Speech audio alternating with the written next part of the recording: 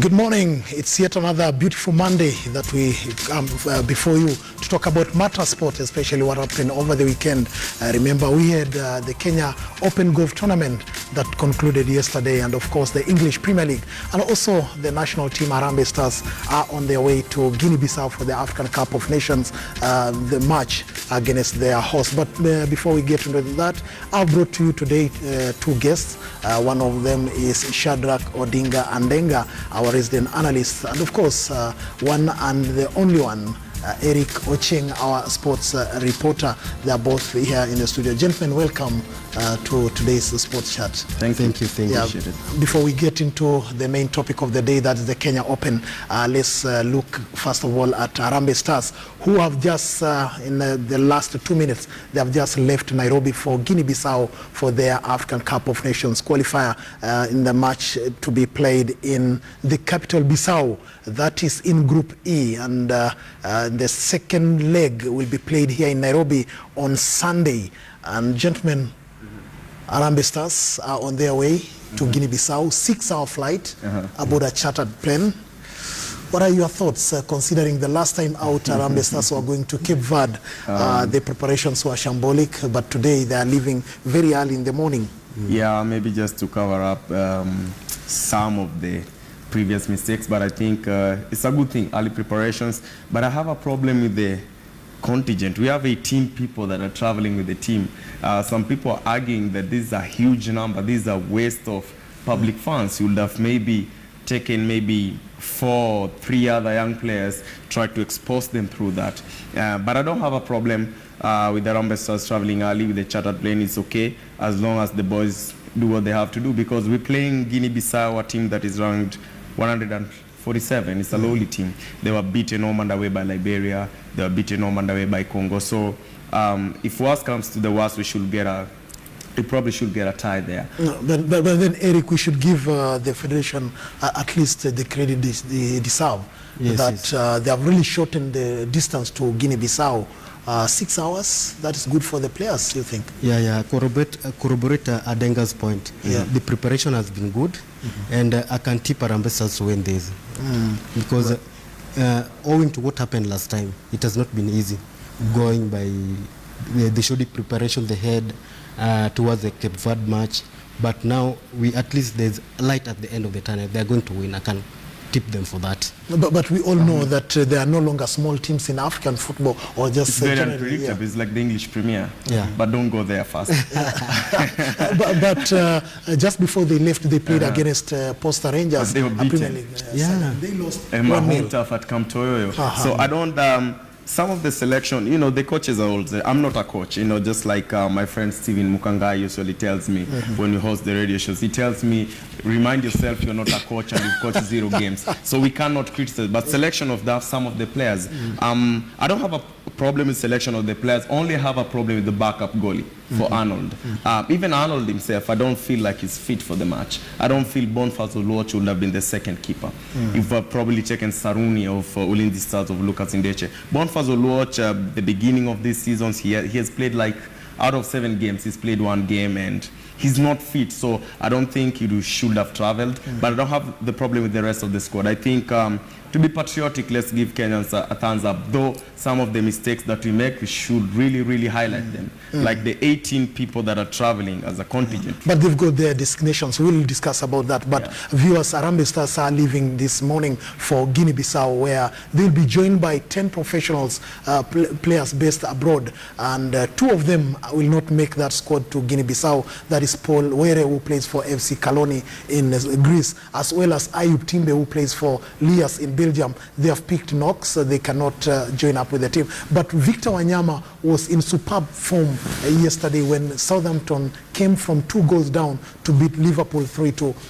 Gentlemen, Victor Wanyama is back playing for Southampton, and he's going to link up with the team in Guinea-Bissau. What do you think about this form? He was out for 5 matches, but then yesterday he put in really good shift. Do you think he'll make a difference? I'll tell you one thing that we normally say back in the neighborhoods. We have a problem with the Wanyamas.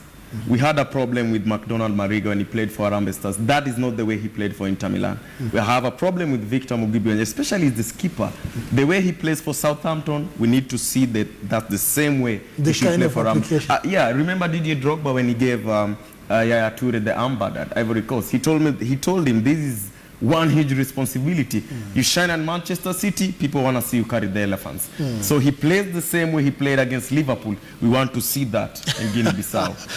Eric, Paul Were, speedy winger, and also Ayub Timbe, they are both fast and they are both wingers. Does it mean that will affect Harambee Stars play against Guinea? Of course, because there's going to be a lapse in the Kenyan wing side during the match. So maybe if the Coach Okumbi will get someone who can especially replace Were, because Were is a lethal striker. We all know that.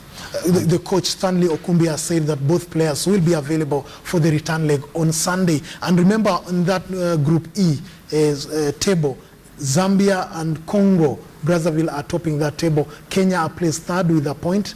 But then they are better off in terms of goal difference compared to Guinea-Bissau. But then you've just mentioned about Boniface Oluoch. We all know that Jerry Monyango has abstaged. He's been starting. He has started more matches. Do you think that can affect the morale of the team? It might, because anything can happen during the matches. You saw Manchester City yesterday, Joe Hart had to be pulled off. What happened if Arnold Origi, who's a starter, the guy has been in the country for how many months?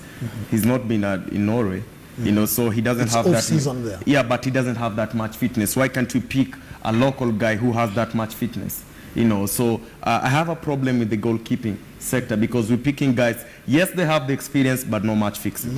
Yeah, we need players that are fit in the national team. You cannot get fitness with a week's training at the national team. You should go there when you're fit already.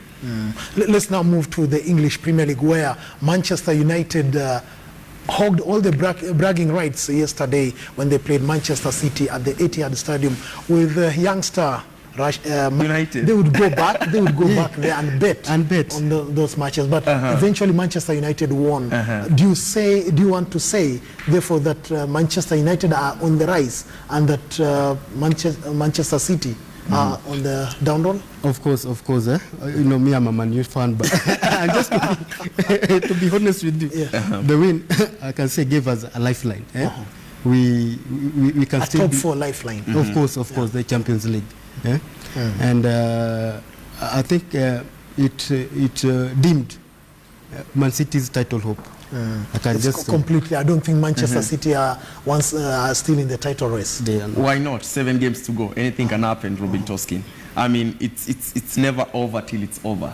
You know, I don't. That would take a monumental collapse of Leicester and Tottenham. Yeah, but like I said, anything can happen, Toskin. Anything can happen. 7 games to go. You know, we are not talking about 2 or 3 or 1 game to go. 7 games. 7 games. And some of these teams have to play home and away. And you just saw Louis van Gaal say that the reason why he loves his kids is because they listen to him. The senior players don't listen to him. And they've shown that confidence. Marcus Rashford, you know, those kind of players, you know, and they won that game. So it's good for Manchester United to try and maybe they might not be able to win the English Premier, but they can try and close the gap and finish top 4. Because Champions League is important for them. But for Man City, even if they lost, they still have to press Arsenal, and Arsenal pressing Tottenham and Leicester. And anything can happen in between. So you can, the youngsters, we have surprises. The youngsters, I saw the way they were celebrating Lingard, Jesse Lingard, Marcus Rashford, and of course Martial. The way they were going to each other, you know, hugging each other, does that say much about maybe the chemistry between these youngsters? Yeah, it shows the chemistry, but also it shows loyalty. You know, it takes a lot of courage for a senior coach like Louis van Gaal to trust such a young lad. And such a young lad like Marcus Rashford is not the first time we've seen him performing in such a big stage. You know, so it's also good for the country, England as a country, to have such a youngster. You remember Michael Owen, when he came up, he was just 17, 18, he's scoring big games, and then he went to the World Cup. So it's so good for the country. But I think for someone like Louis van Gaal, keeping trust in those youngsters, though you have players like Wayne Rooney who are out, you know, but it's very, very important for Man United now to build on that and and now to get 3 points, 3 points, 3 points, 3 points. Let's move now to golf. And yesterday, as we saw, the final of the Kenya Open Golf Tournament. But then let's go through this because Swedish golfer Sebastian Soderberg is the winner of this year's Kenya Open Golf Challenge that came to a close at the Karen Golf Club yesterday. Soderberg carded 18 under par to emerge the winner ahead of second place French amateur Romain Langesk as Kenya's Dismas Indiza finished the tournament tied on 38th. Robinson Okenye reports. Karen Golf Club was the place to be on Sunday as the Kenya Open Golf Challenge hit the climax with intense battles characterizing the top-ranked players' ambitions to bag the ultimate prize. Kenya's hopes of quenching a 22-year spell without a title were too heavy to shoulder for Kenya's Dismas Indiza. The Mumia's best golfer carded 2 bogeys, 6 pars and a birdie in the first 9. In the second 9, Indiza carded 3 birdies, a bogey, a double bogey and 4 pars, which saw him card 3 par 75 and in the process dropping 23 places from Saturday's standings. My target was I wanted to win the tournament. Serious. Probably yesterday I started the Nigo, and then I went up birdie. I missed another Nigo. Then after hole number 4, I couldn't believe it. Even today again. Siwezi kusema nakuwa na wasiwasi ya Kenya Open. Wasiwasi yangu hakuna kwa Kenya Open. Ile ni kusema mimi niko strong kidogo kupambana na Kenya Open. Sasa bila nafikiria mambo ya Kenya Open bila iko ni ile ukikuwa na wasiwasi kidogo unashindwa. Ngigi Simon moved up 11 places after carding 2 under par 70, while Njoroge Brand was at 3 par 75, moving down 18 places. The day, however, belonged to Swedish golfer Sebastian Soderberg, who continued with his momentum from day 3 to the final day. 6 birdies, 11 pars and a bogey saw the 25-year-old who missed to make the cut last year add to his lead to finish the day with a 5 under par 67 and an overall of 18 under par 270. Made a few really good par saves that kept my momentum going, and back 9 was exceptional. I mean, I made 4 birdies and managed to save par when I had to, and it feels pretty good right now. French amateur Romain Langeski was among the players who impressed on the final day, finishing second behind Soderberg, as German Rithama Bant was third. As Sebastian Soderberg walks away with 3.5 million Kenya shillings, the Kenya Open Golf Challenge Tour has once again proved elusive for Kenyan golfers. For now, it's back to the drawing board for the Kenyan golfers as the search exceeds 2 decades. Robinson Okenye, KTN Sports. Excellent report there from Robinson Okenye, and Eric, he ends by saying that the long wait for Kenyans to win this tournament continues. How was your weekend at the golf course? My weekend was quite fantastic. I got opportunity to observe so many stuff. Like there were some unique moments in the golf course. Like the participating players, they try to really break down the English and South African dominance of the championship. Like we see Soderberg, Sebastian winning the tournament. In the first day, Lampard Morris of Germany topped the leaderboard. Second day, the South Africans through Jacques Blau tried to maintain the lead. But again, Soderberg took over control in the third round. So that tells you that the championship has become quite competitive, and soon and very soon we will be seeing surprises.